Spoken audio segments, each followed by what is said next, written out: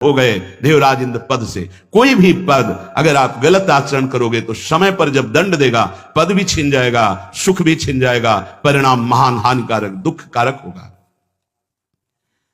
उपासक यदि बहुत जल्दी पवित्र और शुद्ध साधना में समर्पित होना चाहता है तो शरीर और प्राण इन दोनों को भगवान के चरणों में समर्पित कर दे।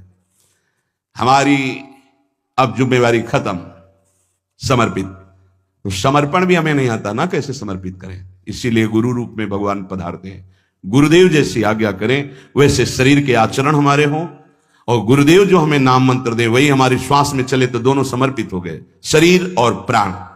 जब कोई शरीर और प्राण भगवान को अर्पित कर देता है उसे आत्मनिवेदन भक्ति कहते हैं, और आत्मनिवेदन भक्तिवान ही परम पद को प्राप्त होता है, परम रस को प्राप्त होता है।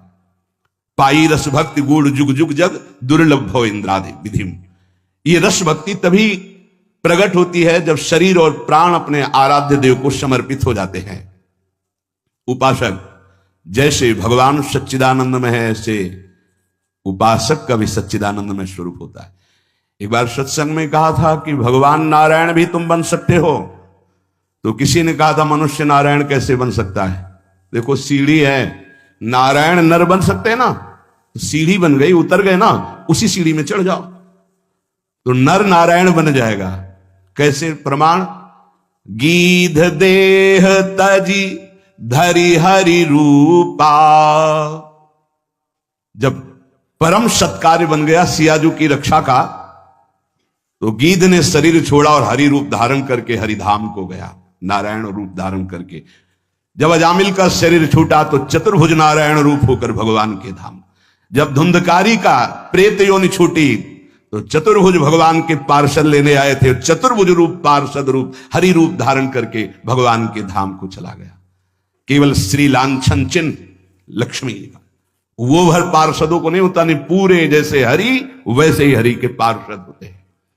सच्चिदानंद में पार्षद स्वरूप सच्चिदानंद की सेवा में उपस्थित होता है। जैसी श्री जी वैसी श्री जी की सखिया किशोरी मातमानम किमि सुकुमारी नुकले। उपासक अपनी उपासना को चुरा के रखे, नहीं तो कोई चुरा लेगा। हम जो साधना करते हैं किसी को पता नहीं होना चाहिए। हमारा अहम कहता है कि हम सबको बता दे, इतने माला जपते हैं, ये करते हैं, ये करते हैं। पूज्य पादुड़िया बाबा कह रहे हैं उपासक अपनी उपासना को चुरा के रखना। ये चुराने की वस्तु है, छुपाने की। कोई जाने ना आप किस कोटि के। जैसे समुद्र की कोई था नहीं ले सकता, ऐसे उपासक की कोई था नहीं ले सकता। सेवा में तुलसी दल 7 दिन तक प्रयोग किया जा सकता है। एक दिन उतार के 7 दिन तक वो बासी नहीं माना जाएगा। बिल्व पत्र 5 दिन तक, कमल पुष्प 3 दिन तक, और अन्य पुष्प 1 दिन। आज उतारा आज ही लगाए, आज उतारे हुए कल नहीं चढ़ाए जा सकते। केवल कमल पुष्प 3 दिन तक। अगर अन्य पुष्प हैं और आज उतार कर कल चढ़ाते हैं तो वो बासी माने जाएंगे, वो श्री जी की सेवा में नहीं आएंगे। उपासक सदैव सतयुग में रहता है। कलयुग उनके लिए है जो संत समागम से दूर है, भजन से दूर है। सतयुग की स्थिति क्या होती है? सतयुग के वासी जो उपासक है उनमें हर समय विचार में पवित्रता होती है, मंत्र जाप में तन्मयता होती है, नाम जाप में तन्मयता होती है, आराध्य देव के ध्यान में मगन रहते हैं, और वो निरंतर परोपकार, भगवत सेवा, समाज सेवा, वो सतयुग में ही रहते हैं। अगर ये बात है तो सतयुग में ही हो। जो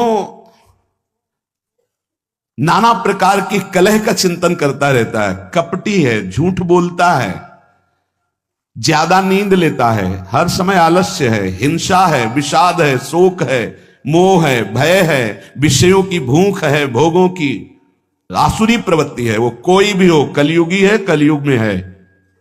जो जप परायण है, ध्यान परायण है, साधन परायण है, सेवा परायण है, वो सतयुग में वास करता है। हर समय सतयुग, कहां कलयुग है। सत्संग हो रहा, नाम वाणी, नाम कीर्तन, प्रियालाल की सेवा दर्शन, सेवा में हर हमारे पास समय कहाँ है कलयुग के लिए? कलयुग जो बुलावा देते हैं उनके पास जाता है, अपने पास समय कहाँ है कलयुग के लिए? झूठ, कपट, तंद्रा, निद्रा, हिंसा, विषाद, व्यसन, व्यभिचार, मोह, भोगों की प्रबलता, आसुरी प्रवृत्ति, ये कलयुग है।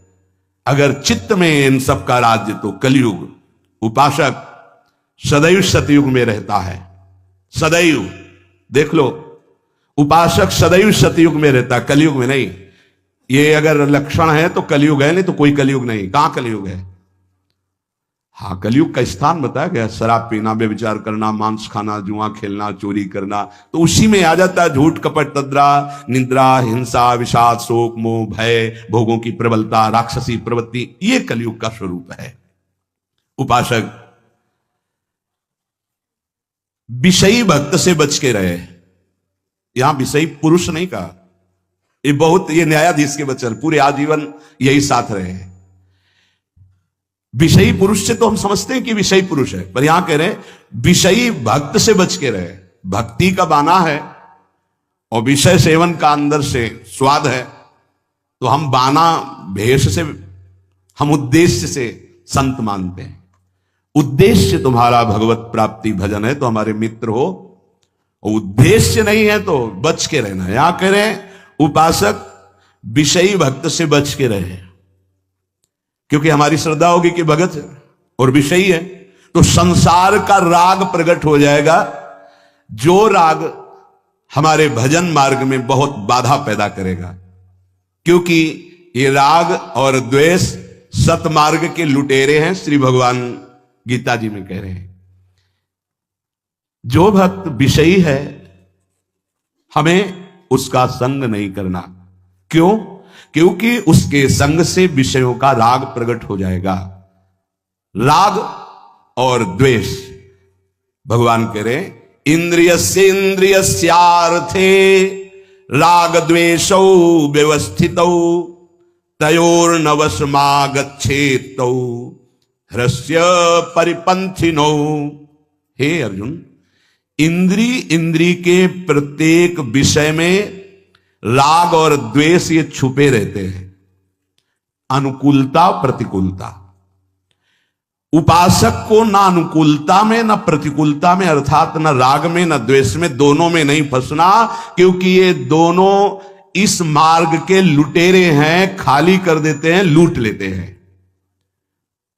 श्रोत्र